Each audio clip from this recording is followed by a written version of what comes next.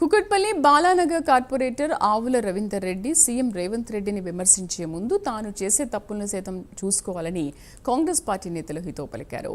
బాలానగర్ డివిజన్లోని వినాయక నగర్లో కార్పొరేటర్ రవీందర్ రెడ్డి అక్రమంగా నిర్మించిన నిర్మాణాన్ని కూల్చివేయాలంటూ హైకోర్టుకి సెప్టెంబర్లో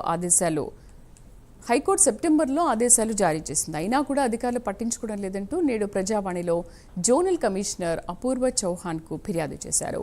అక్రమ నిర్మాణాలను చేపడుతున్న కార్పొరేటర్పై చర్యలు తీసుకునేందుకు అధికారులు భయపడుతున్నారని కుకట్పల్లి నియోజకవర్గ ఏ బ్లాక్ అధ్యక్షుడు యుగేందర్ రెడ్డి ఆగ్రహం వ్యక్తం చేశారు.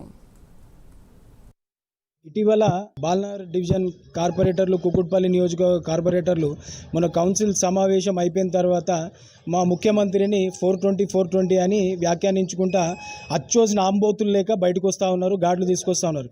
ఈ కుకుట్పల్లి నియోజకవర్గ కార్పొరేటర్లు అచ్చోసిన ఆంబోతులు లేక ఎక్కడ పడతాడు అక్రమ నిర్మాణాలు చేపట్టి మన బాలనగర్ డివిజన్ కార్పొరేటరు నవజీవన్ నగర్లో బాలనగర్ డివిజన్లో నవజీవన్ నగర్లో వినాయక్ నగర్లో అక్రమంగా 6 ఫ్లోర్లు వేసిండు. G+2 పర్మిషన్ తీసుకొని అక్రమంగా 6 ఫ్లోర్లు వేసి డిస్పైట్ అంటే వీళ్ళు GHMC నుంచి నోటీసులు ఇవ్వగా స్పీకింగ్ ఆర్డర్స్ అన్ని ఇచ్చిన తర్వాత ఆ దుర్మార్గుడు ఏం చేసిండు అని అంటే కోర్టుకు కూడా నేను 2 ఫ్లోర్లే కట్టినా కానీ GHMC అధికారులు నన్ను డిస్టర్బ్ చేస్తున్నారు, నన్ను కాపాడురు అని చెప్పి కోర్టుకు అబద్ధం ఆడి